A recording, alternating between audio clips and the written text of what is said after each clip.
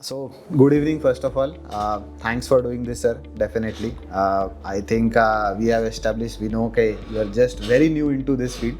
But would like to know definitely after so many years of so much of a corporate experience, why did you decide to come here? And yes, please introduce about Bachhat, how that concept came into mind, and what are your thoughts about that? Yeah, sure. I am Vishal Shah. I am registered investment advisor, also a chartered accountant by profession, and I am an individual RIA with the branding of Bachhat. So I have been in finance field since last more than 20 years. I am a CA by profession, so finance is already there. I used to read lot about personal finance when I was doing my CFA. At that time, the interest of personal finance came into picture. Based on that, I started writing about the blog. The blog name was Bachhat, so that's where the name of the Bachhat came into the origin. I used to write about personal finance. That was in way back in 2010, 2012 or so. At that time, the awareness of personal finance was not so great. It was very new field, new regulations were not there. The SEBI regulations came in 2013.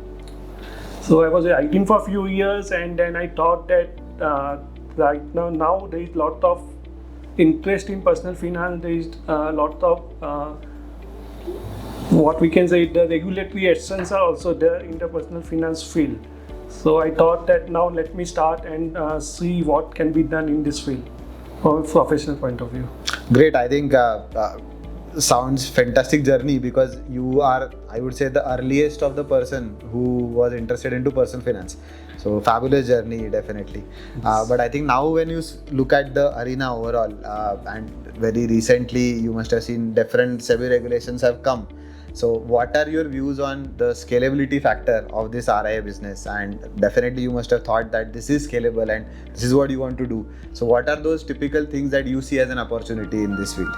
So now what we can say is from an investor point of view also there is an awareness that they need some person who needs to give them an advice. The purpose of a investment advisor is to give an unbiased and fair advice and in a transparent manner. That awareness is now coming in the minds of the customers and the investors that there are certain people who can give them very unbiased and fair advice which are in the best interest of them. So which is a very good plus point. SEBI's regulations have also over a period helped us in achieving that, and those are evolving, so it will anyways evolve over a period of time. And scalability point of view, technology will be required. Technology will be able to help us in scaling this business and able to reach out to many more market and segments also. Sure. I think the last one would be recently there is a budget. No financial person can move away from budget. Budget is typically that era where we are all looking at what the future looks like. And definitely very recently we have seen that stock markets all over the world have tumbled upon. So what are your some key insights on the budgets and different reforms that government is planning or the reaction onto the very recent stock market tumble down? So budget, there have been certain changes, more so in capital gains and various things. Certain rates have increased, indexation benefits have been removed. All those impacts will be there. But from an investment advisor point of view or from a client point of view who is planning for his finances for over 10, 15, 20 years, this doesn't matter so much. So there is no need to have any immediate actions based on all these things. So that is one thing. So budget is just one of the event which is there.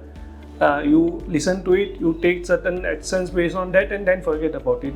Can't have any impact on your long-term plan about that. Coming to the recent market thing, I believe very much that one or two downturns or corrections in the market should not impact the plan. In fact, recently I'm reading a book of Joy of Compounding. So it has been specifically written that as an investor to be successful, you should be able to sleep peacefully at night. You should not chase the market returns and everything. If you are able to achieve what you want in certain period of time with the risk profile of yours, that should be your objective. So that's what we also believe at Bachhat, and we try to do that. Thank you.